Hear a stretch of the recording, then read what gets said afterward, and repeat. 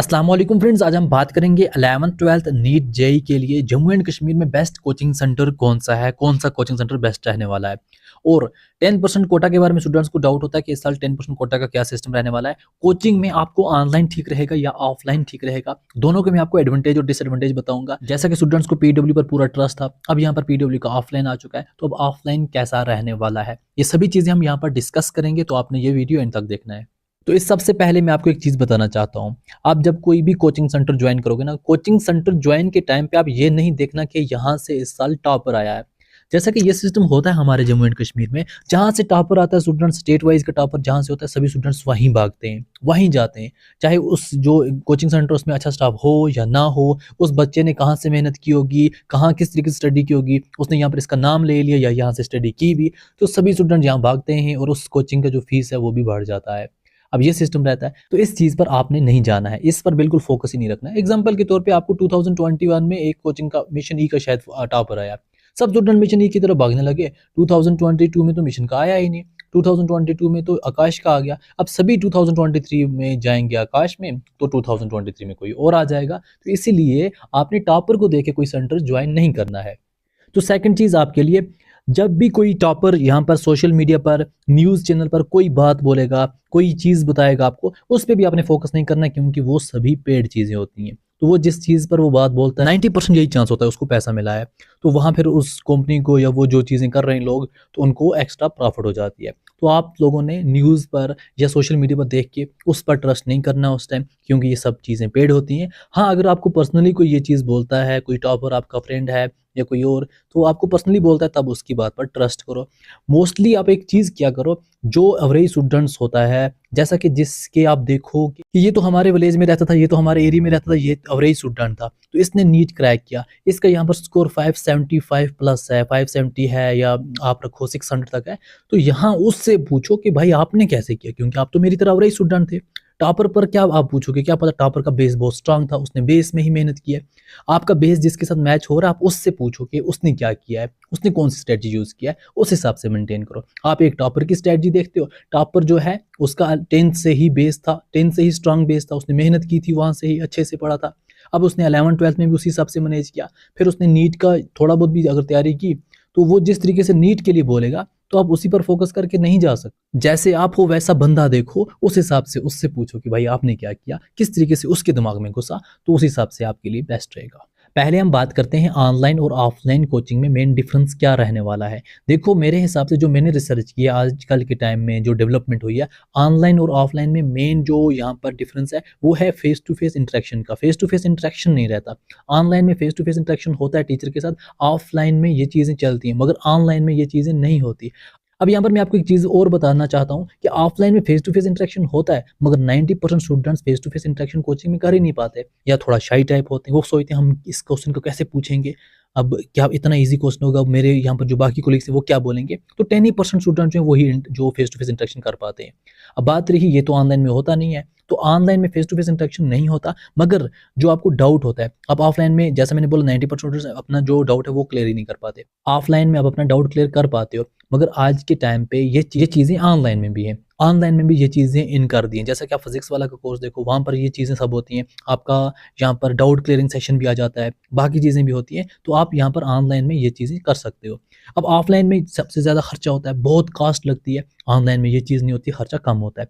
Offline में आपको travel पे बहुत ज़्यादा टाइम वेस्ट होता है, ऑनलाइन में ये चीज़ नहीं होती। ट्रैवल दो तरह का होता है, ऑफलाइन में आप अगर नज़दीक रहते हो, किसी कोचिंग के नज़दीक रहते हो, आपको आने जाने में टाइम लगेगा। अगर आप दूर रहते हो, आपको एक तो हॉस्टल करना, बाकी खर्चे करने, ये वो करना, तो ऑफलाइन में आपको ज़्यादा प्रॉब्लम होती है। अब मेन चीज़ मैं आपको एक और बोलूँगा, बहुत स्टूडेंट क्या करते हैं, 10th जैसे पास करते हैं ना, वो सोचते हैं कि हम घर से बाहर निकलें, हमें कुछ भी हो जाए हम घर से बाहर निकल जाएँ एक बार।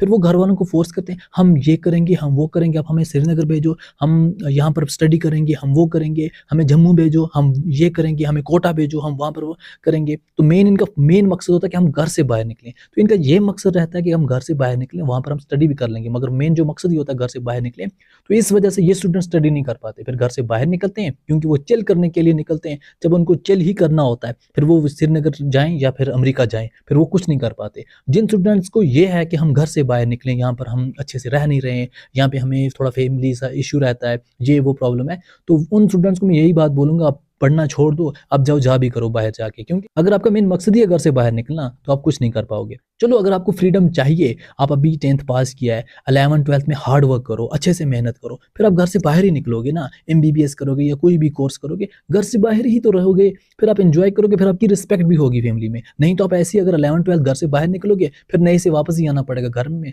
और डांट भी और ना ही रिस्पेक्ट, कुछ फायदा नहीं होने वाला आपको। तो मेरे हिसाब से ऑनलाइन कोचिंग जो है आज के टाइम पे सबसे बेस्ट है, सबसे परफेक्ट है। अगर ऑफलाइन की बात करें, हमारे जम्मू एंड कश्मीर में जितने भी कोचिंग सेंटर हैं, कोई भी किसी से कम नहीं है, सब कोचिंग सेंटर बेस्ट हैं, वहाँ का स्टाफ अच्छा है, हर एक कोचिंग सेंटर में बेस्ट स्टाफ है, क्योंकि हर ओनर यही चाहता है कि मेरा जो कोचिंग सेंटर है उसमें अच्छे से अच्छा स्टाफ रहे, तो हर जगह स्टाफ बेस्ट रहता है। मगर ऑफलाइन में एक चीज़ होती है, अब यहाँ पर बहुत इस तरह के स्टूडेंट्स होते हैं, किसी को एक सर की समझ आती है, किसी को दूसरे सर की समझ आती है, एक को उसकी समझ नहीं आ पाती, दूसरे को दूसरे की नहीं समझ आ पाती। जब वो डेमो क्लासेस देते हैं तब तो उनको अच्छे से समझ आता है, डेमो के बाहर जब आते हैं, जब वो टीचर अपना पेस पकड़ते हैं, तब तो उनको बोन्स जाता है, ऊपर से दिमाग से निकल जाती हैं ये चीज़ें। तो इसलिए ऑफलाइन में बहुत सी प्रॉब्लम हो जाती हैं, स्टाफ आपका बेस्ट रहता है, मगर आप अपना जो टीचर है जिससे आपको समझ आएगी, अब वो नहीं ढूंढ पाते, ना ही डेमो में ढूंढ पाते हो ना कुछ, क्योंकि आपकी नज़र में होता है नहीं जी यहाँ से तो टॉपर आया है, यहाँ से तो सिलेक्शंस आई है, यहाँ से तो वो हुआ है, यहाँ से तो वो हुआ है, तो क्या आपके दिमाग में उसकी चीज़ें घुसेंगी या नहीं घुसेंगी, ये चीज़ें आप देखते नहीं हो।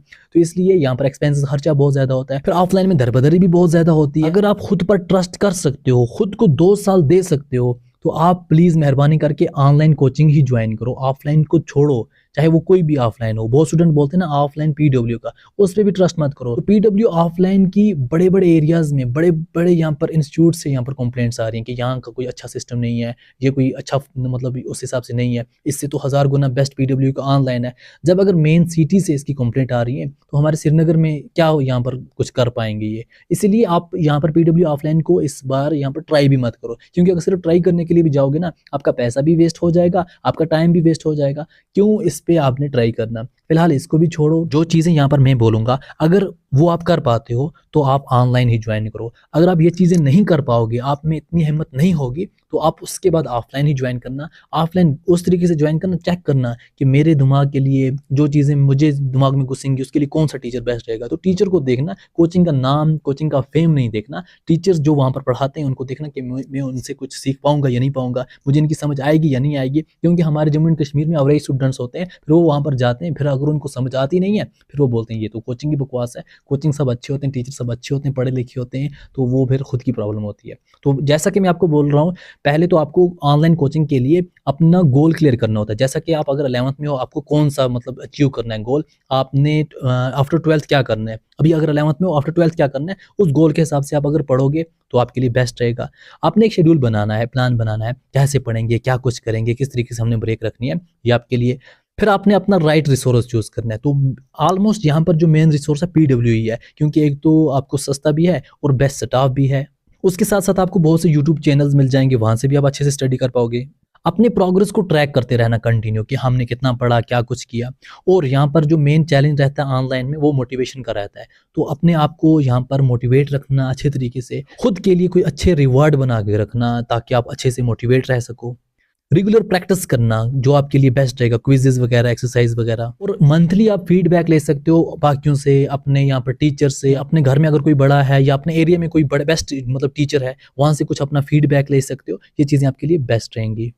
और आपने कोई क्लास मिस नहीं करनी, क्योंकि ऑनलाइन में कोई स्टूडेंट क्या करते हैं ना, फिर कभी क्लास मिस कर दी, कभी ये कर दी, कभी वो कर दिया। क्लास मिस नहीं करनी, खुद पे ट्रस्ट रखना है, खुद को धोखा नहीं देना है कि सिर्फ ये सोचना नहीं मैं कुछ कर पाऊंगा। तो एक होगी ये चीज़ मेन। फिर मैं आपको एक चीज़ बताना चाहता हूँ, आप एक काम करो, अपने गिने चुने 4 से 5 फ्रेंड का एक फ्रेंड सर्कल बनाओ, 4 से 5 जिनका सेम गोल हो, सब सेम अचीव करना चाहते हो। अगर आप 4 से 5 फ्रेंड मिलकर पीडब्ल्यू का कोर्स लेते हो, आपने पीडब्ल्यू का कोर्स लिया, तो आप 1 लिया या 2 लिए, जिस हिसाब से भी आपने लिया, आप मिलकर, आपको पता है हमें ऑनलाइन क्लासेस टाइम होती है, आप एक ही के घर में बैठकर वो क्लासेस अगर दोगे, क्लासेस अटेंड करोगे अच्छे तरीके से, जब आपकी वो क्लासेस कंप्लीट होंगी, आप उसके बाद डिस्कस करोगे। जहाँ से आपको डाउट रहा तो पीडब्ल्यू में ही आपको डाउट का सिस्टम भी रहता है, वहाँ से भी क्लियर कर सकते हो। या फिर आप यूट्यूब चैनल, इतने यहाँ पर वीडियोस बने होते हैं यूट्यूब पर, वहाँ से क्लियर कर सकते हो। जब तक वो डाउट क्लियर नहीं होगा, आज का काम कल पर मत छोड़कर आप अगर कंटिन्यू करोगे, इंशाल्लाह आपकी सिलेक्शन जरूर होगी। आप इस तरीके से 4 से 5 फ्रेंड मिलकर मैनेज कर सकते हो, क्योंकि ना ही आपको डिप्रेशन होगा, आप मिलकर यहाँ पर एक दूसरे का प्रोग्रेस भी चेक कर सकते हो, आप एक दूसरे को अच्छे से मोटिवेट भी कर सकते हो, आप अच्छे से मेहनत भी कर सकते हो, नोट्स अपने तैयार कंटिन्यू कर सकते हो। और यहाँ पर कोई पॉइंट ऐसा होता है, एक को समझ आता है, दो को समझ नहीं आता, दो को आता है, तीसरे को समझ नहीं आता, तो जब आपने कोई क्लास अटेंड की होगी तो आप 4 से 5 मिलकर वैसे भी आपका ये चीज़ भी क्लियर हो जाएगी। आप यहाँ पर बेस्ट तरीके से, एक को समझ नहीं आई वो दूसरा आपको समझा देगा, दूसरे को समझ नहीं आई तीसरा समझा देगा, ऐसी चीज़ें भी आपको चलती रहेंगी। तो ये भी आपके लिए बेस्ट रहेगा। और अपने एरिया में जो आपका 10th में या 11th में बेस्ट टीचर रहा होगा, उसके साथ भी आप कंटिन्यू कॉन्टैक्ट में रहना, उससे भी अपना प्रोग्रेस या अपना मेंटर बना के रखना, जो आपको अच्छे तरीके से कंटिन्यू मैनेज करता रहे। तो इसीलिए मैं आपको रिक्वेस्ट करूँगा, आप ऑनलाइन कोचिंग ज्वाइन करो, क्योंकि आज वो ज़माना नहीं रहा है जो पहले था कि यहाँ पर ऑनलाइन का सिस्टम इतना चलता नहीं था, उस पे ट्रस्ट नहीं था लोगों को, मगर आज के टाइम पे ट्रस्ट है। आज के टाइम पे यहाँ पर पीडब्ल्यू की ही हज़ारों यहाँ पर सिलेक्शंस निकली हैं आकर। बाकी अपना पैसा वेस्ट करना छोड़ दो, अपने बाप के पैसे ऐसे मत उड़ाओ। जो चीज़ें ऑनलाइन में सस्ते में हो रही हैं तो उसको करो, बस थोड़ा अपने आप को मोटिवेट करो, जिस तरीके से मैंने बोला उस तरीके से काम करो। अगर हम बात करें 10% कोटा की, देखो 10% कोटा गवर्नमेंट की तरफ से यहाँ पर होता है फाइनेंशियली वीक स्टूडेंट्स के लिए। हर कोचिंग सेंटर में 10% सीटें रखी जाती है, फिर वो गवर्नमेंट की तरफ से स्टूडेंट्स को दिया जाता है जो फाइनेंशियली वीक होते हैं। अब जैसा कि हर साल विंटर्स में विंटर वेकेशन होती थी, कॉलेज, स्कूल्स, हायर सेकेंडरीज वगैरह बंद हुआ करती थी। अब वो बंद होने की वजह से इन स्टूडेंट्स को भेजा जाता था कोचिंग सेंटर में। तो कुछ कोचिंग सेंटर्स में स्टूडेंट जाते थे जो फाइनेंशियली वीक होते थे, वो गवर्नमेंट की तरफ से जाते थे, वो सिर्फ थोड़ा बहुत पे करते थे। अब यहाँ पर ये सिस्टम है, जैसा कि मेरा स्कूल एजुकेशन डिपार्टमेंट से भी बात हुई, उन्होंने ये बात बोली कि 10% कोटा हमारा तो विंटर वेकेशन में ही होता था, क्योंकि अभी हमारे जो भी स्कूल्स वगैरह वो तो ओपन है। स्टूडेंट्स को हम सिंपली ये बोलते हैं अपने स्कूल्स में जाएं, स्टडी करें। जैसा कि जिन स्टूडेंट्स की एडमिशन वगैरह हो गई है वो अपने स्कूल्स में जाके स्टडी करें, सिंपल बात है। अब जैसा कि मेन बात रही उसके बारे में मैंने भी बोला कि 10% कोटा की नीड तो फिर भी पड़ती है ना, क्योंकि बहुत स्टूडेंट्स को अगर वो स्कूल जा रहे हैं, अपना जो भी उनके पास टाइम है 10 से लेकर 4 तक वो अगर स्कूल जा रहे हैं, फिर उसके बाद अगर वो कोचिंग जा रहे हैं तो उनको फिर भी नीड पड़ती है। या फिर जो स्टूडेंट 12th पास हो चुके हैं, अभी उनको तो स्कूल नहीं जाना है, अब वो नीट के लिए प्रिपेयर करें, जेईई मेंस के लिए प्रिपेयर करें, उनके लिए भी तो कुछ करें। तो उसके बारे में उन्होंने बोला हम इसके बारे में डिस्कस कर रहे हैं, बहुत जल्दी इसके बारे में हम इन्फॉर्मेशन दे देंगे। तो जैसे ही उसके बारे में कोई इन्फॉर्मेशन आई 10% कोटा के बारे में, कैसे फॉर्म भरना है, कब आएंगे, क्या कुछ होगा, तो आपको इन्फॉर्मेशन दे दी जाएगी और आपको बता दी जाएगा क्या कुछ करना है, क्या कुछ नहीं करना है। वो सभी इन्फॉर्मेशन आपको यहाँ पर मिलती रहेंगी।